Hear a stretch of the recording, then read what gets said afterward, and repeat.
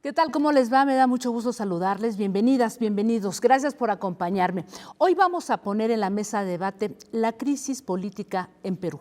No podemos quitar los ojos de lo que está viviendo ese país.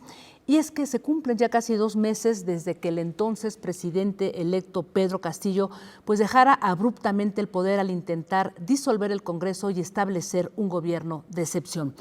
La respuesta fue su destitución, su encarcelamiento y el nombramiento de urgencia de Dina Boluarte como presidenta. Desde entonces, las protestas en la calle no han cesado.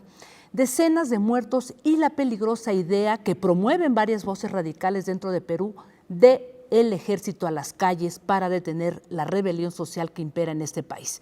Y la pregunta necesaria es, ¿qué impacto tiene esta crisis en toda la región latinoamericana? ¿Cómo repercute esto para las democracias y para los gobiernos de izquierdas diversas que hoy gobiernan en la región latinoamericana? Así es que hoy nos vamos a conectar hasta Lima y agradezco muchísimo la participación de Guillermo Valdizán, quien es sociólogo, artista y activista. ¿Cómo estás? Bienvenido, Guillermo. Un gusto estar acá en tu programa y un saludo también a todas las personas que nos están viendo en este momento. Al contrario, gracias también a Eddie Ramos, fundador de Organización Cultural Comunitaria del Distrito Popular de Puente Piedra en Lima. Él es comunicador social. Muchísimas gracias, Eddie, bienvenido. Muchas gracias, muy contento de hermanar a través de la comunicación, ¿no?, con el fabuloso país de México. Muchas gracias, igualmente. Bueno, si me permites, empiezo contigo, Guillermo. Seguramente muchos estuvieron pues contentos, satisfechos al momento en que ocurrió este momento complejo, ¿no? Cuando decide disolver el Congreso Pedro Castillo, ¿no? Luego viene su destitución. Sin embargo, en ese momento se abrió una crisis política de grandes envergaduras, bueno, pues que hasta hoy ha llevado a miles de peruanos a las calles. ¿Qué se está jugando hoy, Guillermo? ¿Podrías ponernos tú como peruano, cómo podemos entender esta compleja situación del Perú, por favor? Sí, yo creo que un primer punto que hay que tener en cuenta es que esta crisis no ha empezado en los últimos meses, ¿no? Esta es una crisis en realidad más de fondo, es la crisis del régimen neoliberal que fue instalado en el año 92, 93 en el Perú en base a la dictadura fujimorista. Ese modelo ha encontrado sus límites concretos en los últimos años y lo que estamos viendo ahora justamente es una manera de precipitarse justamente en el ámbito económico, en el ámbito político y ahora también en el ámbito de la represión estatal. Lo que estamos viendo ahora es un gobierno, el gobierno de Dina Boluarte, un gobierno que se está sosteniendo básicamente sobre el brazo de la represión de las fuerzas del orden en el Perú, ¿no? Eso es, creo que, el tema más de fondo. Desde el año 2016 en adelante, no hemos parado en la cantidad de movilizaciones, crisis, disolución de congresos, cambios de presidentes y también cambios de ministros que han ocurrido en el Perú. Lo que estamos viendo justamente en este momento es eso, ¿no? Eso es lo que estamos viviendo. Hay un régimen que ya ha caducado, que ya ha encontrado sus límites y que está encontrando una respuesta en las calles de manera masiva, tanto desde el sur del país, que ha sido el primer espacio que se ha movilizado, hasta el centro, y actualmente en casi todas las regiones del país existen diversas organizaciones que están generando acciones de protesta cotidianamente y que están exigiendo justamente al gobierno de Dina Boluarte su inmediata renuncia, ya que además esto ha derivado en un conjunto de masacres como nunca habíamos visto en nuestro país y que están recibiendo también el rechazo unitario de toda la población.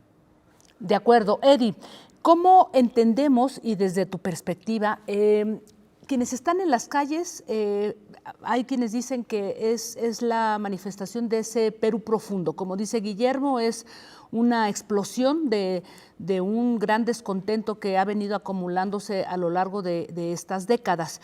¿Cómo entendemos esto también, ¿no?, cuando dicen que no es representativo, ¿no?, a pesar de que Pedro Castillo llegó con una gran fuerza popular. Sin embargo, es imposible obviar sus, digamos, contradicciones, ese caos que imperó en el propio gobierno de Pedro Castillo, incluso acusado de corrupción.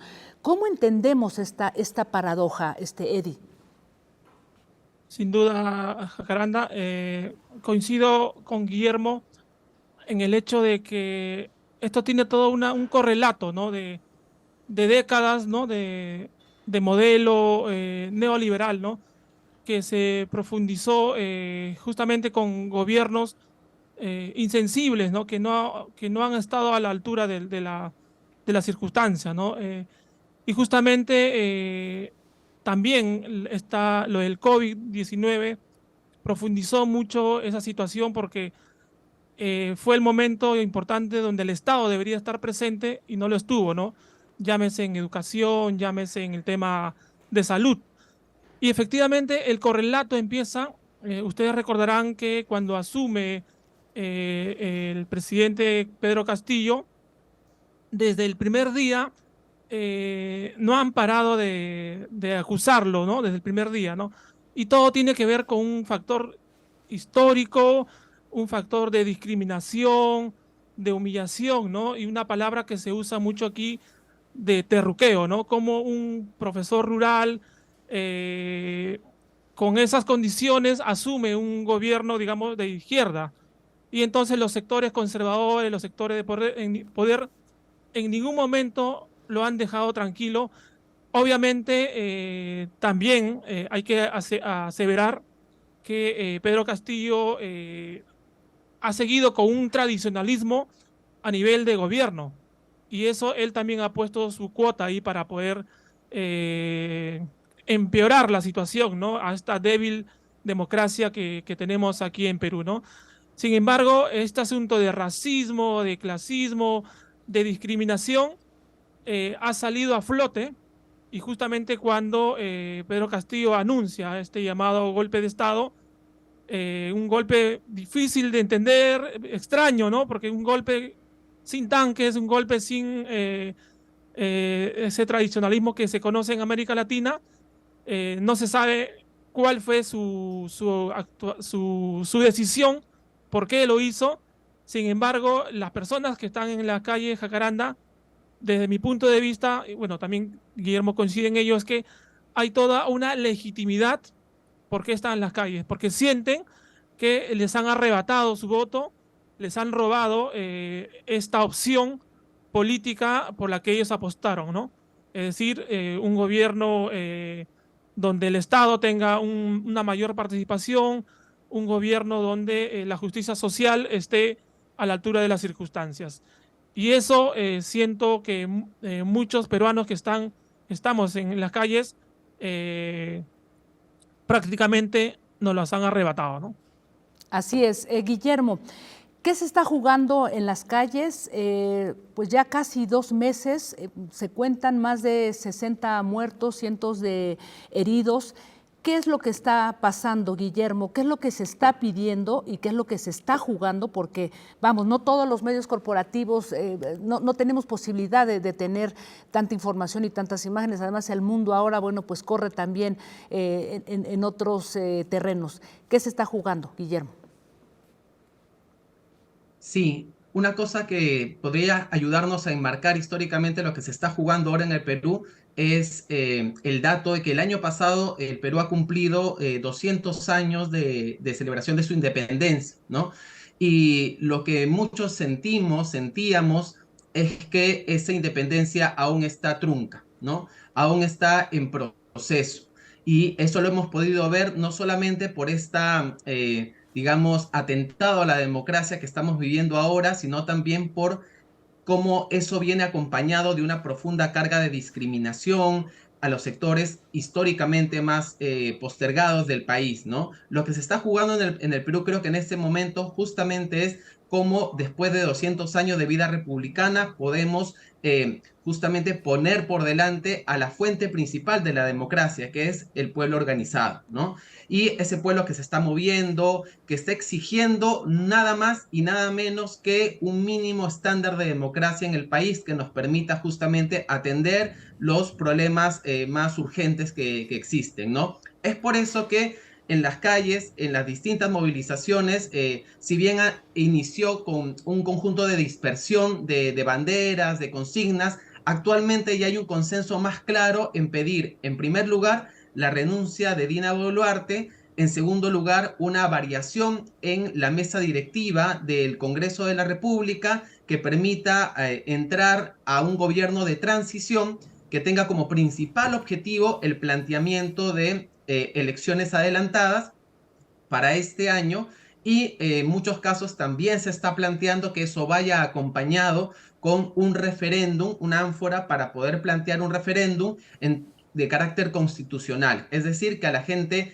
pueda democráticamente ser consultada si quiere o no quiere un cambio de la actual constitución que actualmente nos rige, que fue creada, como dije hace un momento, en los 90 en el periodo de la dictadura fujimorista. De acuerdo.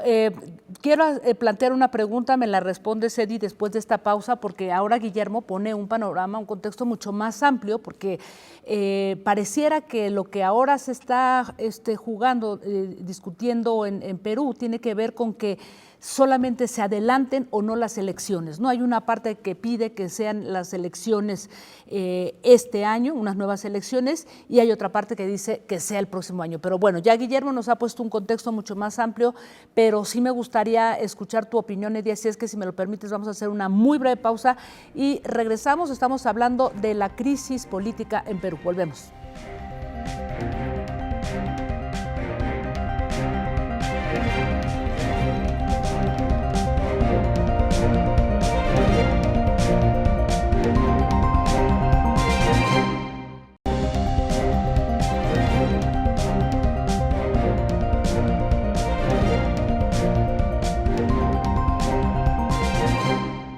Gracias por continuar con nosotras. Eddie, te decía yo hace un instante que pareciera que en ese momento en Perú hay dos posturas divergentes e irreconciliables, los que están pidiendo ir a elecciones adelantadas, urgentes este año, y quienes dicen que no, que hasta el próximo año. Entiendo que el panorama es mucho más amplio, pero ciertamente está jugándose todo esto en un Congreso, que además es un Congreso, hay que decirlo, bastante complejo y tomado, ¿no?, por fuerzas fujimoristas. Eddie.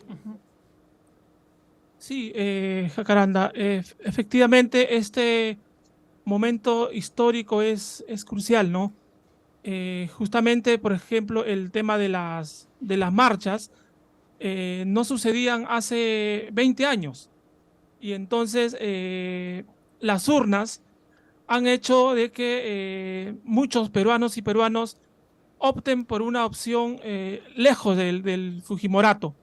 Es decir, todos sabemos que Keiko ha participado 3 veces en elecciones, una opción conservadora, una opción neoliberal, ¿no?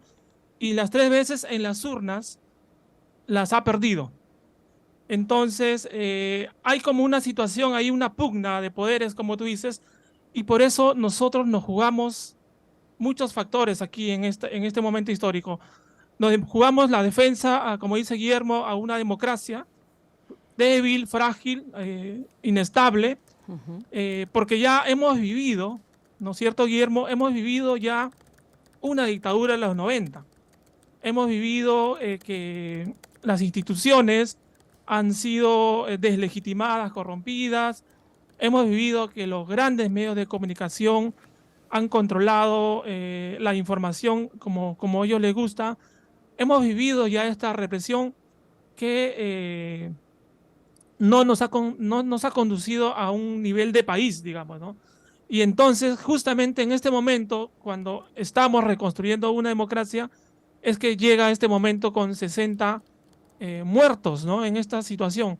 Nada justifica una muerte y es por eso que las marchas se han ido intensificando, Jacaranda, por muchos errores también del gobierno, ¿no? 15 de diciembre, por ejemplo, era una marcha aquí en Lima tranquila, ¿no? Con poca gente. Luego vino la Navidad, ¿no?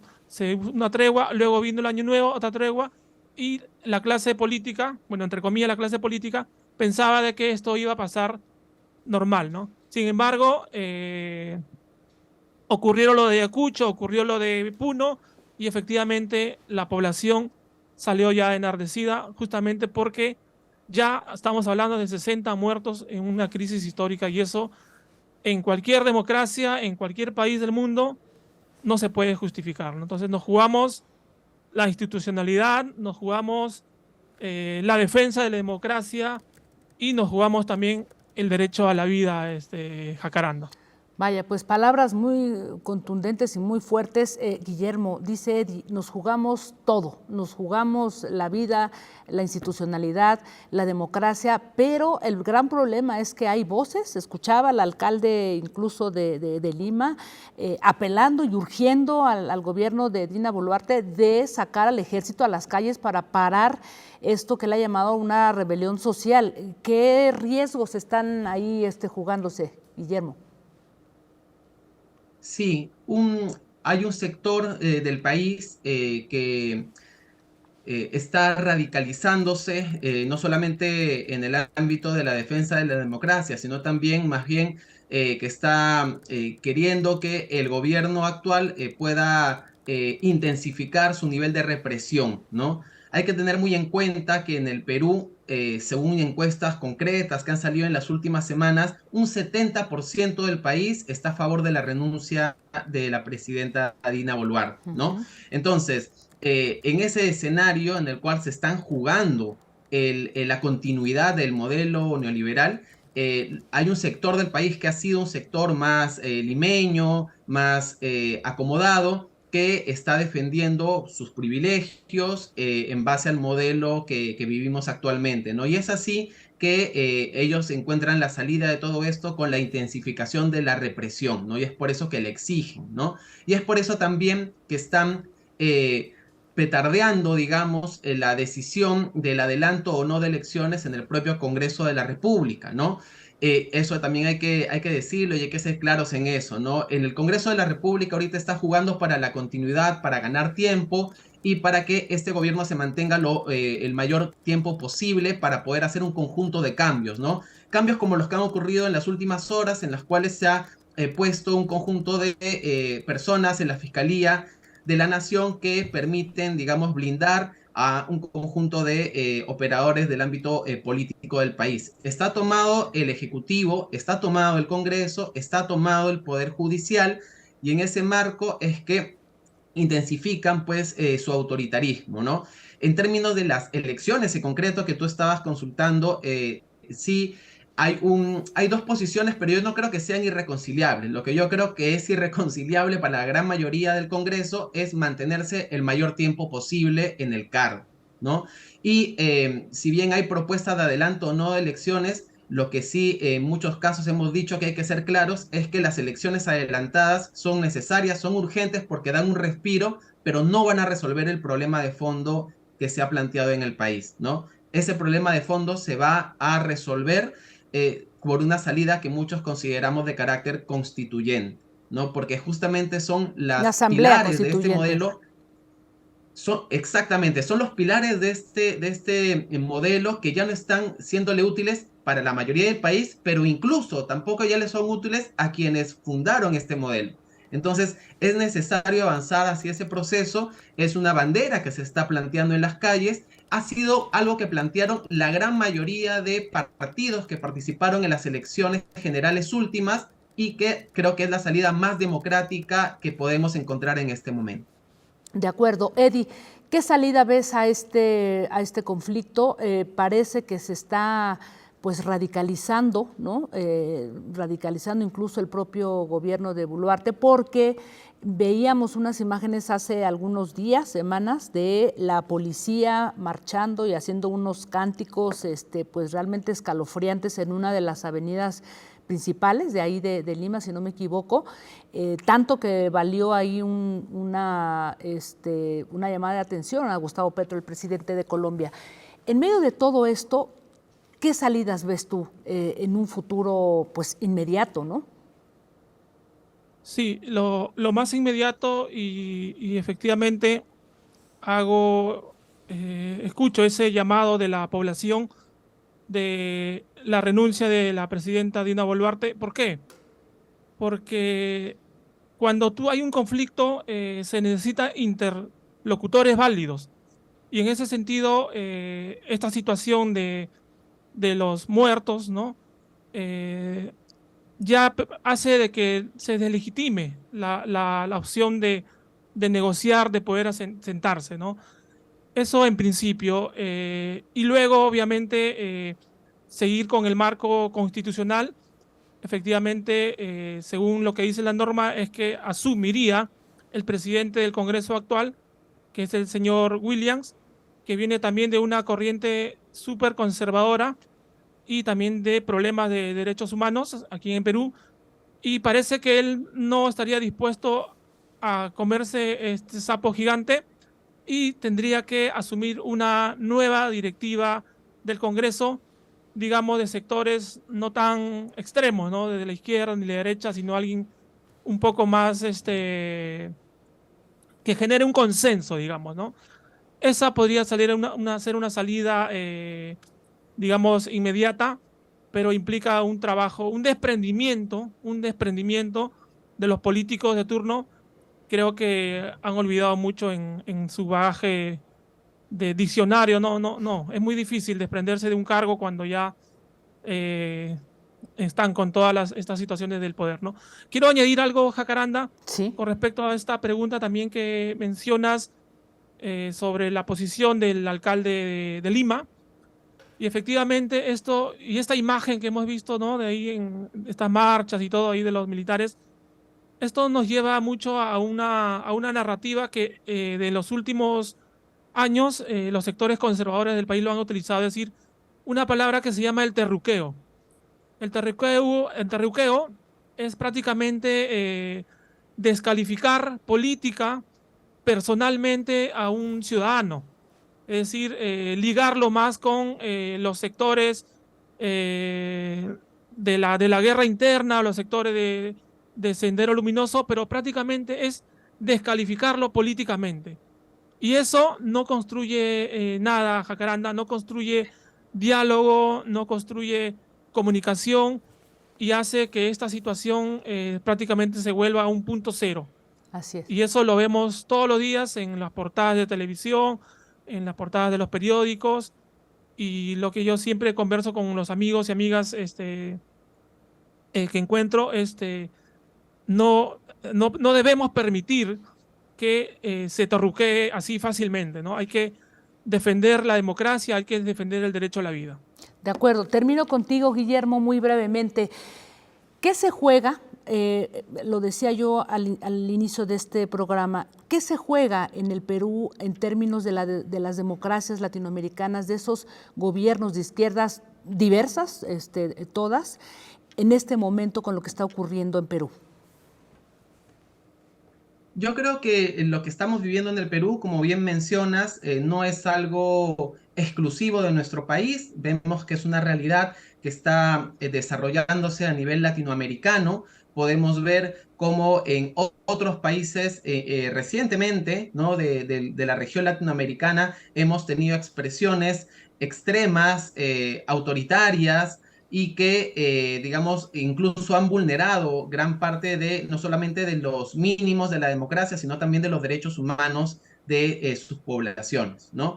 En ese sentido, lo que nos estamos jugando en nuestra región es la posibilidad de una salida autoritaria versus la posibilidad de una salida democrática, de una salida que ponga por delante a las personas, a la vida, de una salida que nos permita fortalecer nuestra institucionalidad democrática y poder también recuperar un conjunto de elementos básicos, materiales, para que eso se pueda generar, como la soberanía sobre nuestros recursos, como amplios niveles de participación, recuperar derechos sociales, ¿no? Gran parte de eso es lo que está detrás, lo que está de fondo, jugándose en este momento en la región latinoamericana en particular, y en nuestro país, en el Perú, ¿no? Creo que eso es el tema, y además creo que debemos aprovechar este momento para ratificar que ninguna salida, ninguna crisis política debe implicar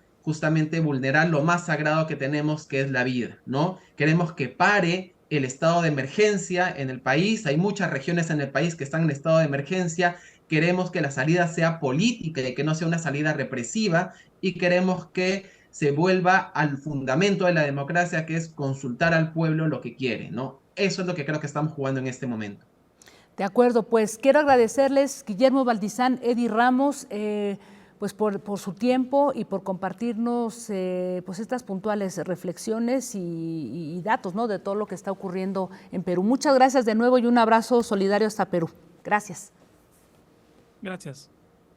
Y gracias a todas y a todos por habernos acompañado. Recuerden que el programa continúa en directo ahora en la cuenta de Twitter a través de N22 Digital, y horas después se encuentra ya en el YouTube, también en la cuenta de N Noticias 22 Digital. Nos vemos el próximo jueves. Gracias.